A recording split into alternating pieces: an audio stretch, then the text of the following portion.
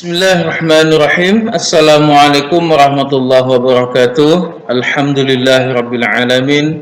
Tsumma shalatu wassalamu ala asyrafil anbiya'i wal mursalin wa ala alihi wa ashabihi rasulillahi ajma'in. Apa kabar murid? Tentu dalam keadaan sehat semuanya ya. Kita berdoa semoga kita dalam keadaan sehat walafiat ya. Mari kita buka terlebih dahulu pelajaran kita hari ini dengan membaca basmalah. Bismillahirrahmanirrahim. Kemudian mari kita sama-sama berdoa ya.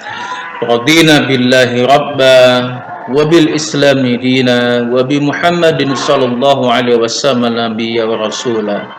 Rabbana zidna ilman warzuqna fahman wa amalan salihan. Amin ya rabbal alamin. Murid sekalian, hari ini kita akan belajar seperti biasa pelajaran Quran hadis. Apa materinya hari ini? Ini dia. Materi kita hari ini adalah isi kandungan surah Asy-Syams ayat 1-10 tentang kekuasaan dan rahmat Allah Subhanahu wa taala. Baik, coba kita perhatikan gambar-gambar ini ya. Ini 1, 2, 3, 4. Iya, ini gambar-gambar semuanya adalah gambar alam ya.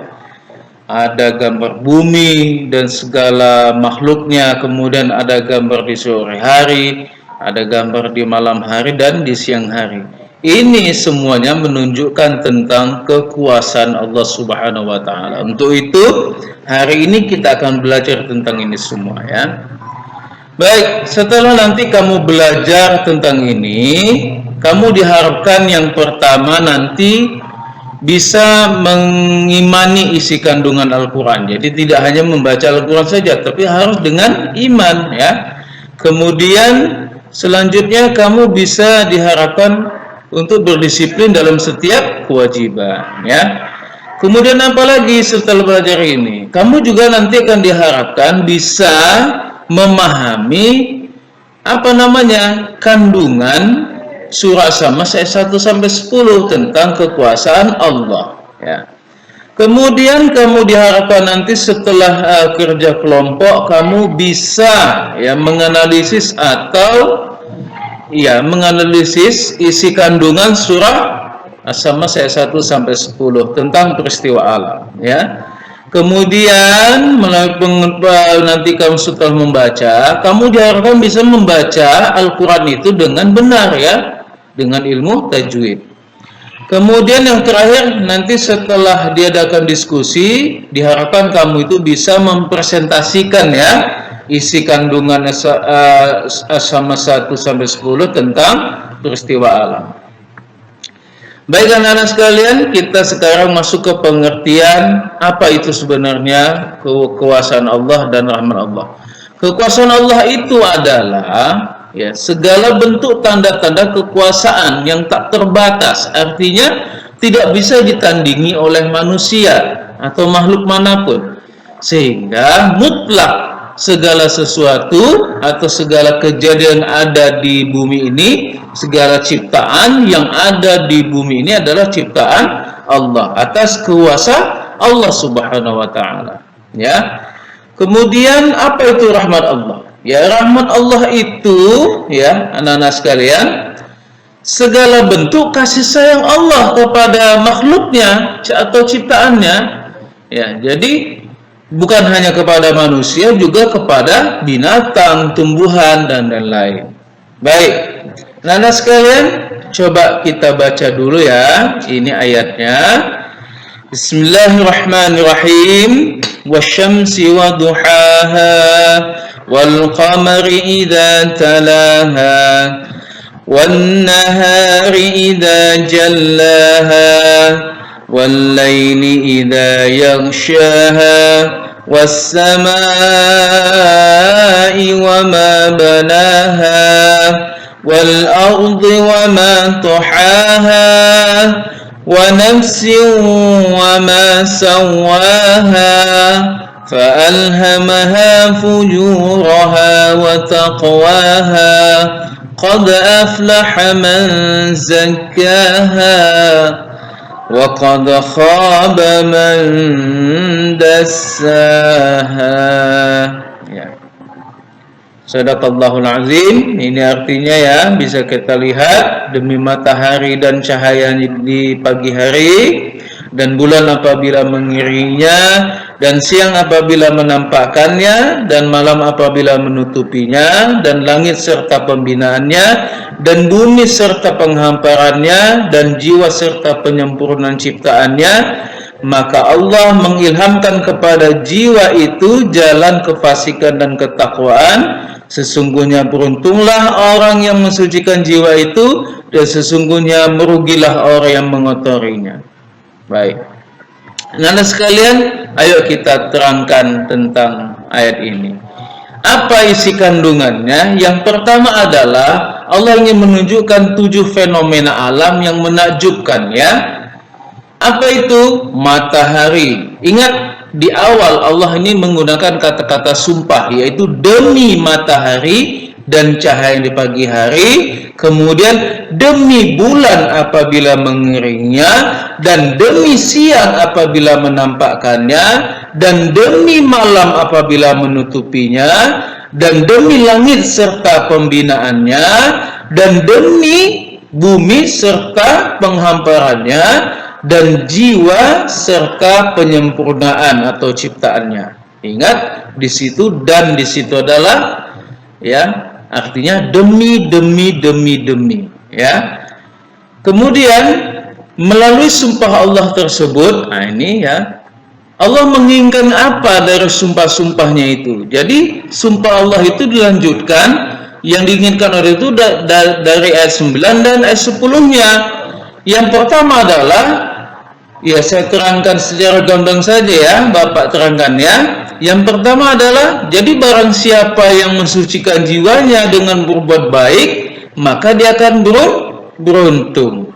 Kemudian, merugi siapa yang menyembunyikan kesucian jiwanya, artinya mengotorinya dengan berbuat maksiat atau menghalalkan yang diharamkan Allah. Jadi tidak benar-benar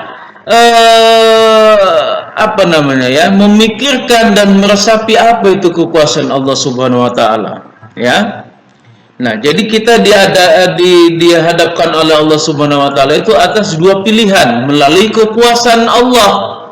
Ya, dengan kita melihat kekuasaan Allah itu, kita dihadapkan kedua pilihan. Ayo manusia, kamu mau yang mana? Setelah ku buat ini semua, setelah ku ciptakan semua, kamu mau milih yang mana? Mau berbuat baik atau mau berbuat buruk? Nah, ya, itu tergantung kepada kita, ya. Kemudian, nah, setelah nanti belajar ini semua, tentunya harus ada apa namanya, anak-anak? Evaluasi tentunya, ya. Gak mungkinlah kamu belajar nggak ada evaluasinya, supaya kelihatan kamu itu sanggup atau tidak mengikuti pelajaran ini. Apa hasilnya, ya?